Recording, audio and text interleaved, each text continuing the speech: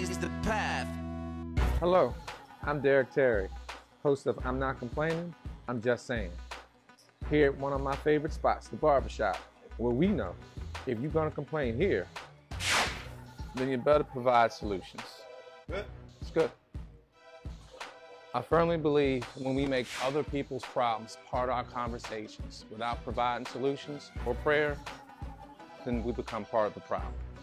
I want to be able to provide people with a platform where they can freely express their views on such topics as education, social issues, health and fitness. And that's good. Or sports.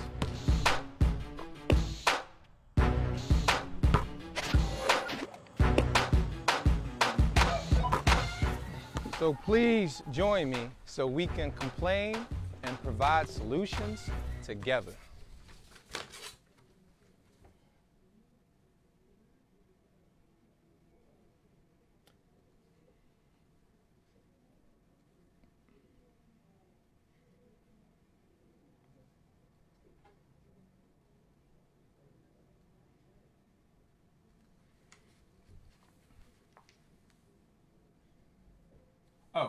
Greetings, family and friends. I'm Derrick, host of I'm Not Complaining, I'm Just Saying, where if you're going to complain, you better bring solutions or be willing to listen to some. First, I want to say that the opinions that are expressed on this show are not those of WBGR, Facebook, my guests, or sponsors, and solely my views. Also, my guests, their expressions or their views are solely theirs and not those of the show or WBGR. If you choose to call via 301-429-9247 to express an opinion, or we're going to have a civil conversation. We're going to express our thoughts.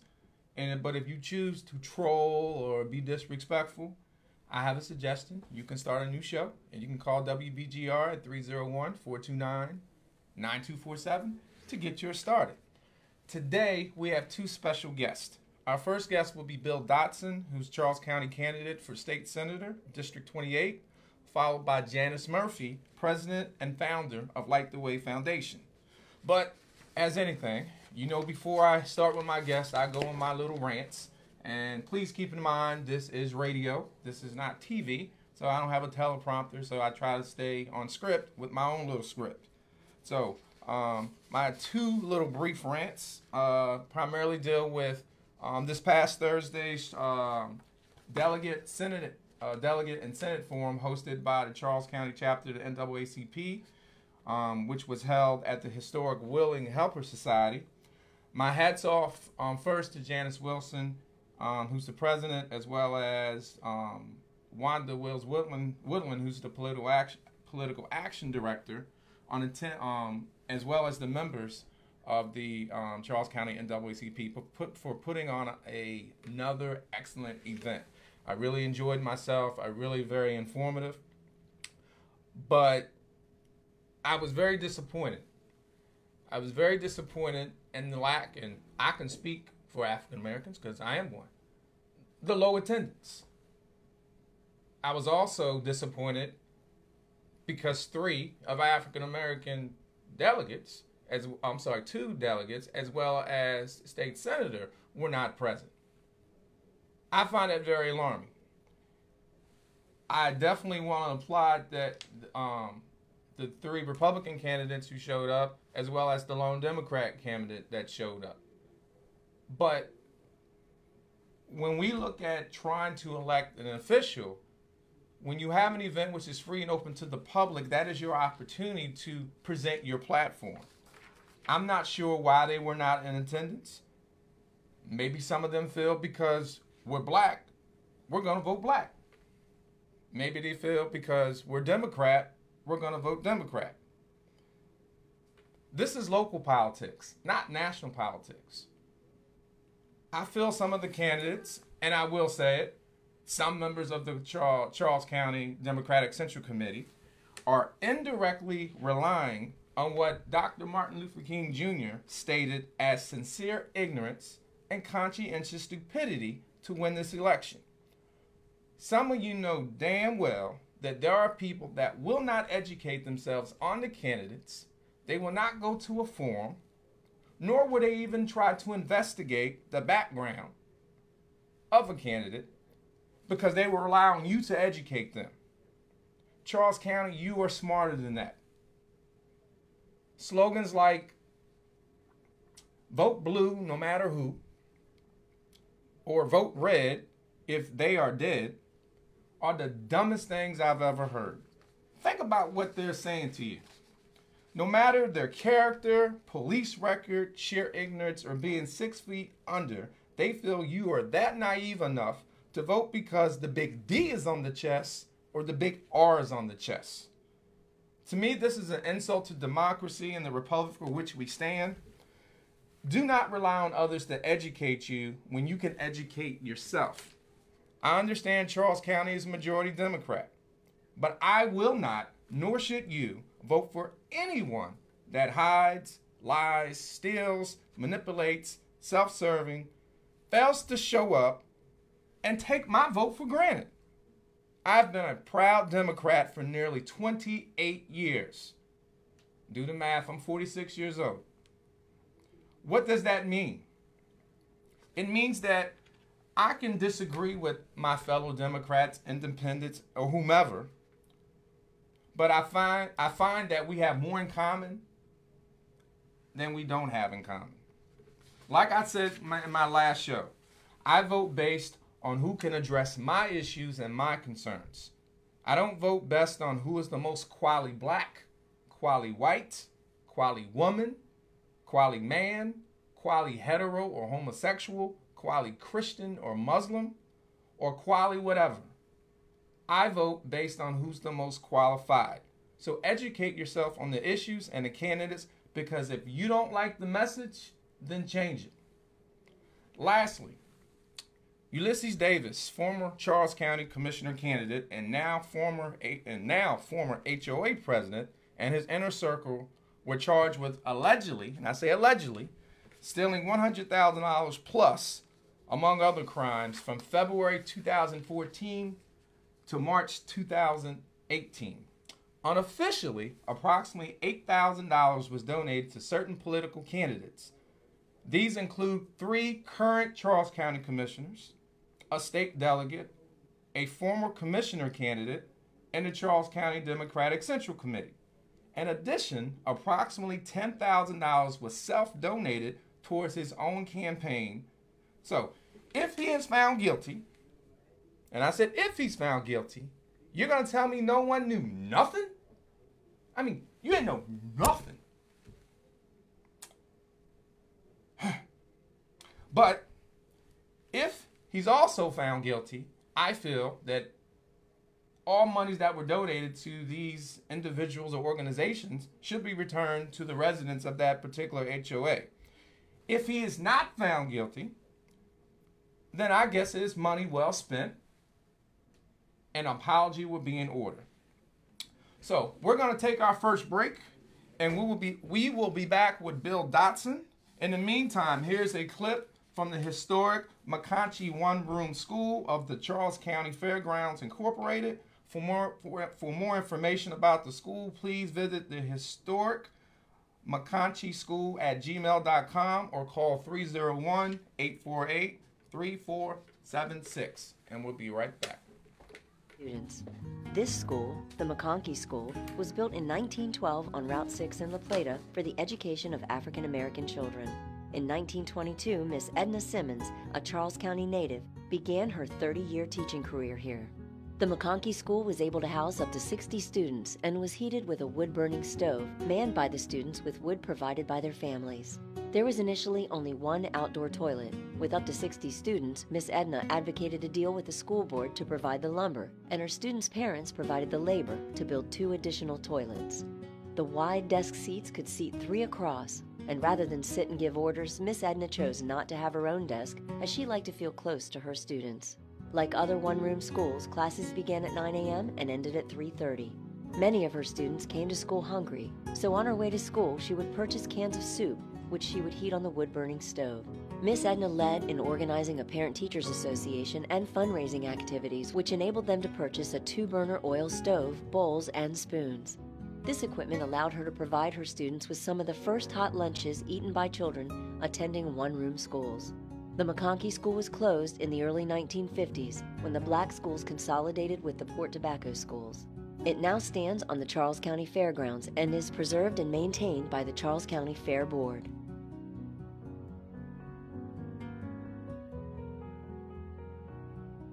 Makes when it goes red, it's live.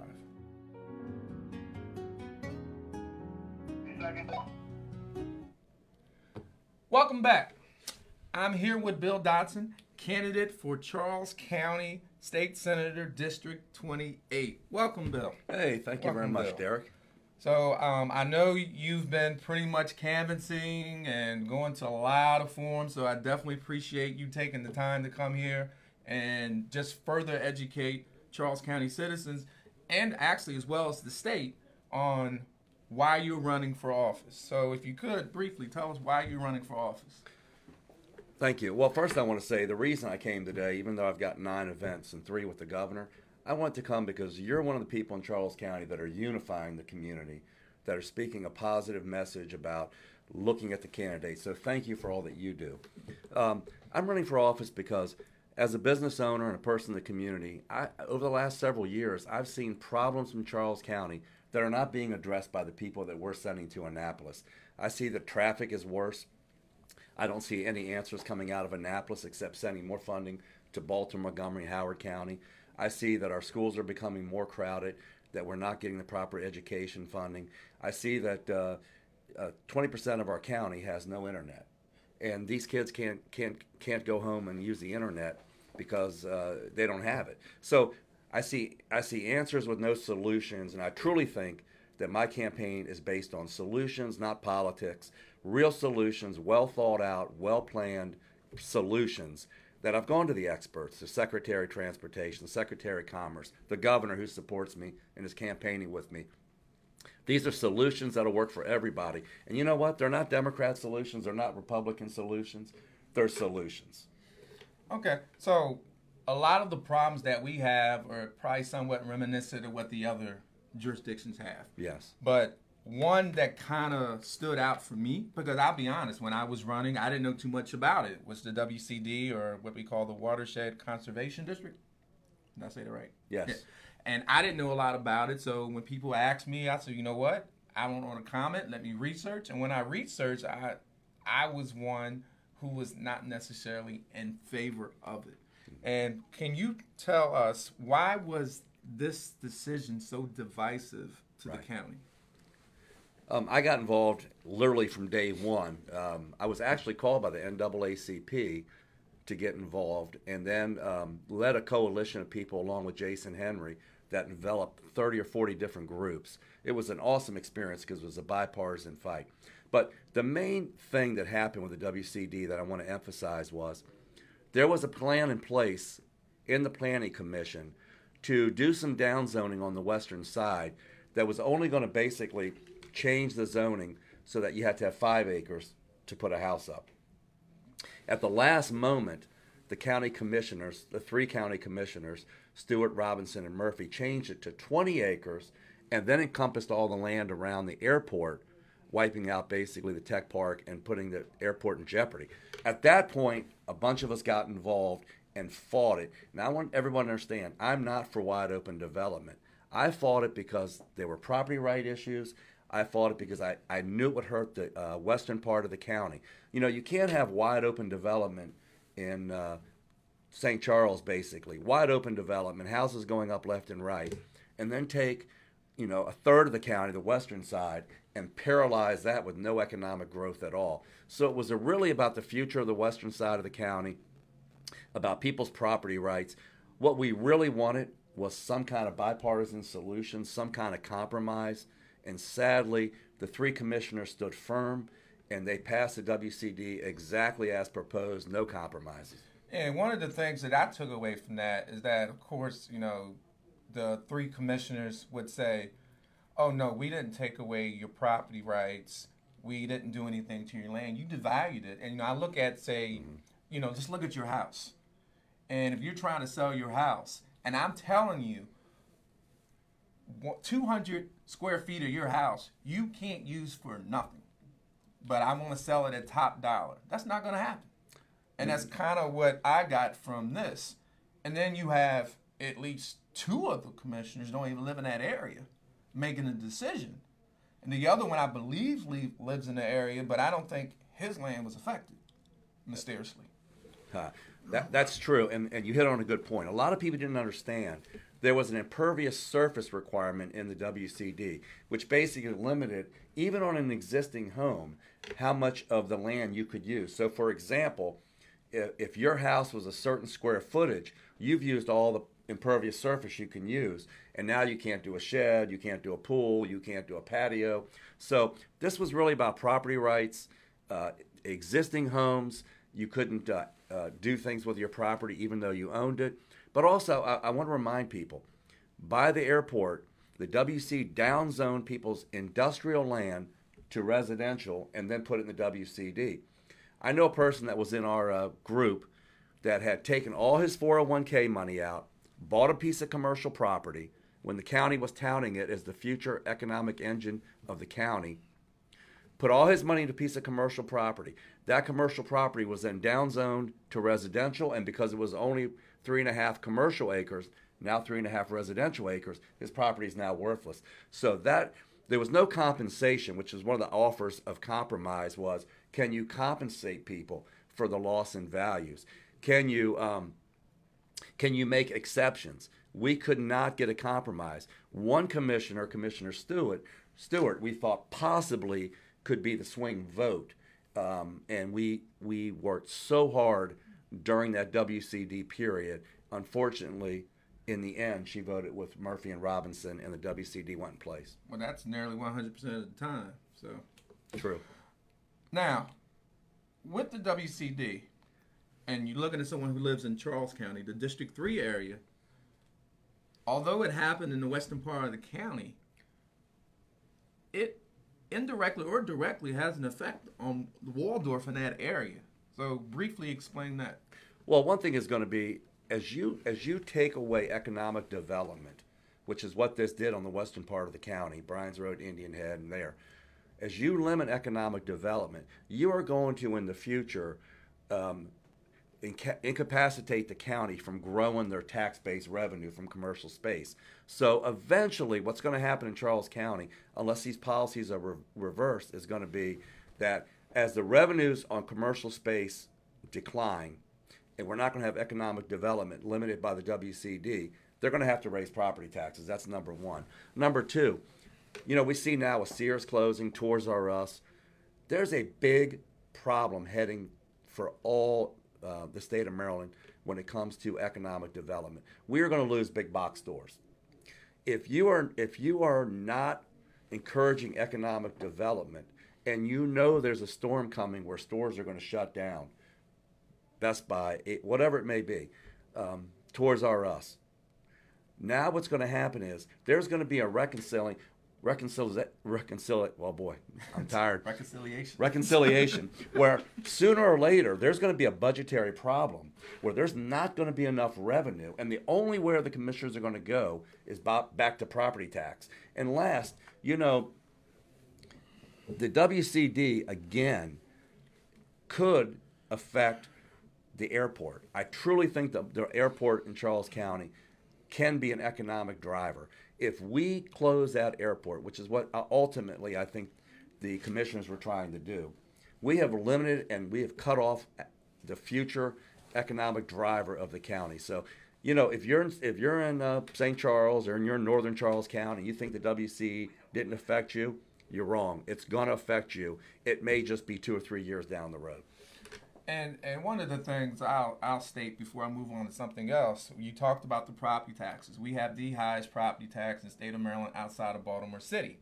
And of course the commissioners were touting, well, we haven't raised your property tax. We haven't raised your property tax. Then why didn't you lower it? Why didn't you lower it? Yeah. The state said you can lower it because we were above what the state mandated. That's right. But they didn't lower it. You know why they didn't lower it? Because we needed the money on top of the transfer tax and all the other additional stuff they put in to offset what they knew they couldn't get for business. So that is something that Charles County voters really need to look into. Question your commissioners. I asked them, why didn't you lower the tax rate then? Just ask them. Okay? So I'm going to move on. We have a lot of issues, whether it's education, business, WCD, traffic.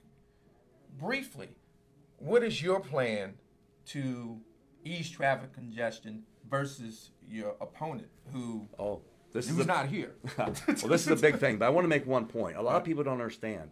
Yes, they've kept the rate the highest, which is the highest rate in Maryland for property tax. Yes, they've kept it the highest. What they're not telling you is they've frozen the rate, but they're raising everyone's assessments. So I looked at some of my property tax bills the other day. The average one went up about $400. Keeping the rate the same, but raising the assessments mean you are paying more tax. Transportation, let's go on to that. My opponent has no plan for transportation except things that he's come up with like spaghetti up against the wall. He talks about eliminating all the stoplights. He hasn't talked to anybody in Prince George's County. He actually says in his website he's going to eliminate all traffic lights from Acton Lane to 495. 70% of that would be in PG County. These are ridiculous plans. Here's what we can do now. I've talked to Secretary Rahm, Transportation. We can get rapid bus transit. We can get a paved bus-only lane. That'll go straight from Charles County all the way through to 495. PG will work with us on that. The Secretary of Transportation is in favor. We can do interactive traffic lights. So the old traffic lights are in sync, like we grew up with. Interactive traffic lights adjust not on a timing system, but with the flow of traffic. So they're interactive traffic lights working with the flow of traffic, east, west, north, south, and they change the pattern with the flow. We can get that going. We're going to get some flyovers and bypasses on 210 from the MGM money that was put into the system. So that's coming on 210. But there are real things that we can do now. We need smart candidates, well thought out, well prepared, who are ready on day one to work with the Secretary of Transportation, not candidates that are unprepared and just throwing out a bunch of garbage. Last, my opponent says we can use MARC train. One, the MARC train goes to Bowie. Two, the current train tracks that he's talking about are almost 50 years old. They're owned by CSX Railroad. No one has ever even talked to them about working with MARC train. Last, there was a study done that my opponent ignored that said that the train tracks for CSX are not even compatible with the MARC train. There's another option called light rail, which is 18.9 mile straight track in another location that's more feasible, maybe 15 years away. Again, we need smart, well-educated, well-thought-out, well-prepared people who have looked into this, because you elect somebody who doesn't know what in the world he's talking about, they're going to go to Annapolis and be lost on day one versus go to Annapolis and go into action on day one. Yeah, the traffic light thing kind of threw me off because I'm not sure if 210 was part of this plan. It was 210 too. So as I'm riding down 210, I'm thinking, if I'm at an intersection, how the hell am I going to get across the street if there's no traffic lights? You literally be sitting there waiting, hoping that people let you on. So if that was part of the plan, it is stupid. Because I would be mad as a resident trying to get on, because you wouldn't be able to get on 210 because of the constant flow of traffic. Go to his website. It's ridiculous. He should have just talked about hoverboards, because if you're going to throw a crazy idea, go to hoverboards. Yeah. So, and the opponent is author Ellis. I did grant out several opportunities for him to be on the show. He has not responded. No show. And, I'm a proud Democrat. I'll be honest with you. But I have a serious problem when you just think I'm going to vote for you just because you're black or just because you're a Democrat. I don't, maybe other people roll that way. I vote in Mickey Mouse because at least I know where Mickey Mouse stands. So you have to be willing to at least talk to the people who give a plan that we can follow. And, I commend any candidate, regardless of what your party affiliation is, for coming out here and talking with the people. Lastly, actually two things, without really going too much into your opponent. What separates you from your opponent? What I mean by that, because We know Charles County is a Democratic majority. Yes. And you have those that will solely vote because of the D on the chest, and some will solely vote because of the R on the chest. I'm not one of those people. I vote what's in your heart and what comes out through your mind. So what separates you? About 30-second spiel. What separates you? One quick word: prepared. My candidate's unprepared, unready. John F. Kennedy said, "Party loyalty sometimes requires too much." Voting for Arthur Ellis means that you're going to put party loyalty first and send somebody unprepared. My candidate's not for public school. He says you can buy a teacher on the internet, better than the ones you get in public school.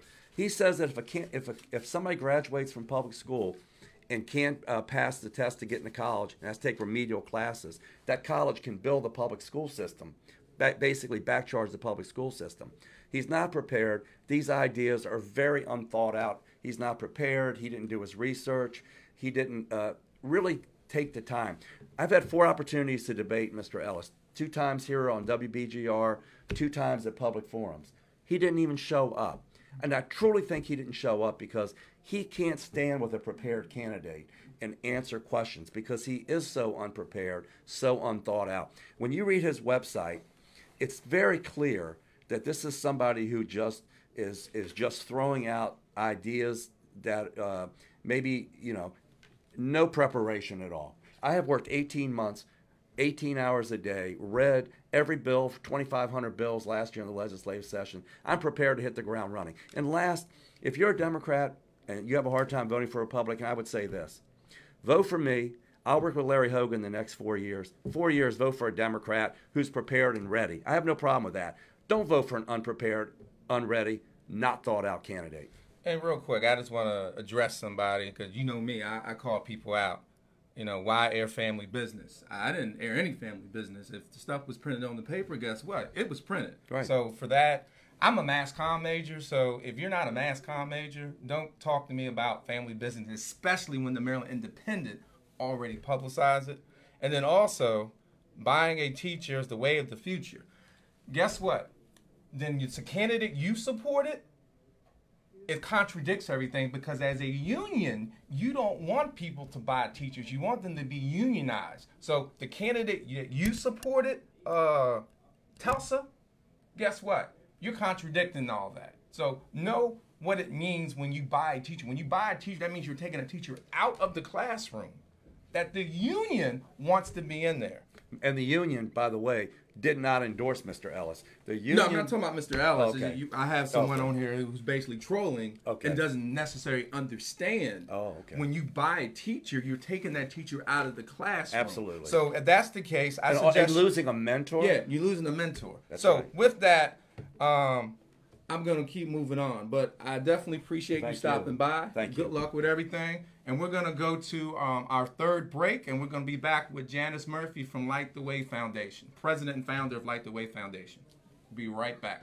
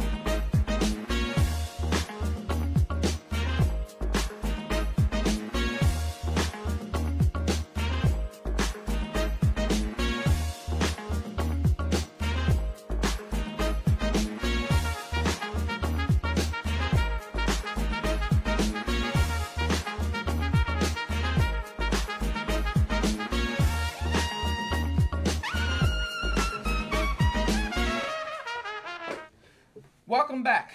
You just saw a clip from Light the Way Foundation, and I'm here with founder and president Janice Murphy. Good morning. Good morning, Derrick. Good morning.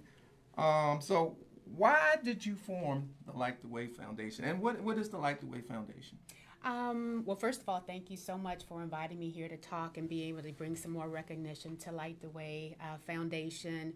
Light the Way Foundation was founded because I really believe that all children should have the opportunity to be able to experience enrichment programs. You know, when I was younger, unfortunately, my parents divorced when I was very young, and so it was always a challenge for me to be able to participate in activities. And so that's one of the reasons why I really wanted to form this.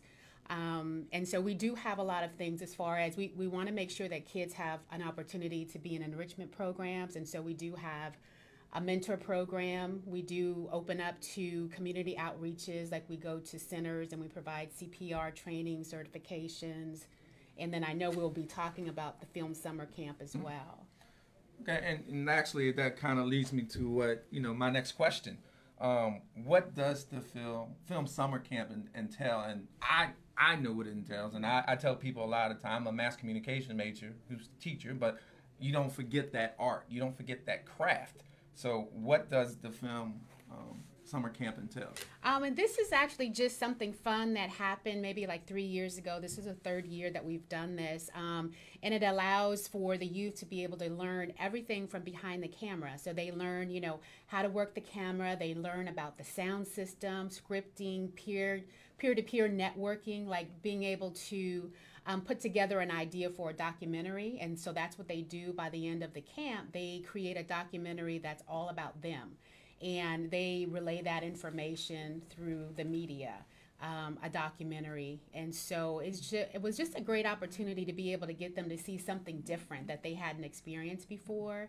And at the end of the camp, we do have a big red carpet premiere at the AFI Theater. And so we invite their family out, we invite the community, everyone out to see this great work that they've done. And they have a round table. So they're able to tell us all the things that they learned, during the camp experience. So it's really great. And we're trying to build that up every year to get more people out to support those youth.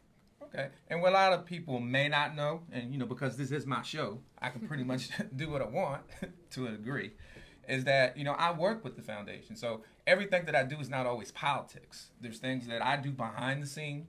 And I've been working with Light the Way Foundation. This is my second year. Second year. Yeah. And it's a very, very wonderful experience. So one of the things that I try to do is bring about awareness. And I've been doing this since I started the show. I've always showed a clip of Light the Way Foundation. I showed a clip today of the McConkey School. I did one for the Arnold House. So anytime there's nonprofits out there that are doing good things, if you reach out to me, I'll definitely, give you free publicity. I'm not asking for anything because you're doing a service to the community, and that's the way I look at it. So what are you doing outside of what I'm doing? What else have you done or will be doing to bring more awareness to Light the Way Foundation? Basically just getting out there. Like, this is a great opportunity. I thank you so much for all the support that you do give us, because it makes a difference, for people to believe in the program and know that, we can't do it by ourselves. So networking and talking to others is definitely, this is a great opportunity to get the word out, but also just having events. Like we try to sponsor events where people can come out, talk to us, meet us, know exactly what we're about, how they can help. And so we want to open up more avenues like that, but hopefully word of mouth from youth who have participated in programs, who reach back and talk about it, and that's been very helpful as well. We have media outlets like Twitter, Instagram and Facebook, so we try to definitely post some of the things that we do in the community as well. Okay, and you mentioned sponsors, so yes. Who are some of your past or current sponsors? So we have Murphy's Auto Body Shop, Howard University and Hospital, because when we have our film summer camp, that's primarily where it's always been, on the campus of Howard University. And so we work with them there. They've sponsored some things, Howard University. We've actually had Inna Foundation, who is new to us, a new funder, which is amazing. They actually sponsored 7 kids this year for a film summer camp, so that was wonderful. And then just reaching back to the community, all of us, networking together, everybody giving like $10, $20, all of that comes together, and it actually helps us to reach goals to make sure the program is great. We had some local vendors who donated food to us. for the program to feed, because when we have the camp, we just want the parents to drop them off. So we feed them, we give them everything that they need throughout the week. And so we've been blessed to have some great people to help us. Okay. And another great sponsor was Advocare. Yes. Advocare.org, where we advocate, educate, and we do everything we can for our kids and youth. That's actually my business. Yes, but, and we thank him for that. But so as we talk about the awareness, we talk about the sponsors, we talk about everything you're doing, what are some of Light the Way Foundation's needs or wants? Right. And we can, keep it real. Right. I understand that probably the main thing would be money, but outside of money, there's some other things. So besides money and funding, what are some other things that you're looking for? Okay, and so just to touch on funding a bit, one of the things is, because we do a lot of fundraisers, like I really want to get away from the fundraising, although it's a great way to network with people, but just being able to get some of the grants that are available, so that way we know that we have money to be able to, expand what we're doing, and we don't have to focus so much on trying to raise it, but we have it. So that's one of the goals, is just to get more grants for funding. But also, too, people who want to come out, because even though we have our own, organization, networking with other organizations that are like-minded, because we can reach more people. So that's one of the things that we'd like to do, is partner with other organizations and reach more people, more youth in the community. Getting out there, letting people come and volunteer and work some of the programs with us. And so those are some of the things that we like to, to continue and expand on. Yeah, because I understand, and you probably understand too, with any new foundation, typically there are, I wouldn't say financial issues, but there's things that we have to do in order to, keep the foundation operational. Right. So, I know that one of the things, it'd be nice, and, if you're out there in Facebook land, whatever, if you're a grant writer and you're willing to volunteer your services, for us to solicit, these grants that are out there, I know that Like the Way would definitely be appreciative of it. And if there's any business out there that are like-minded, because one of the things you did mention was the summer film camp. Right. So there may be some type of media company out there that may want to be a sponsor or something like that. And we also, the mentoring component of it. Now, I'm the director of mentoring, but I don't want to sit here and toot my own horn. So I'm gonna let. Yeah, I'll toot it for you. But how did that come about? So basically, I guess it was like last year. We were able to speak with Derrick, and it was transitioning from another organization, and he has been such a great part of mentoring young men in Southern County, and it's been very effective, and he wanted to keep that program going, and so we were able to transition that from one organization into Light the Way Foundation to keep it going. The youth are amazing, of course, just needing some guidance and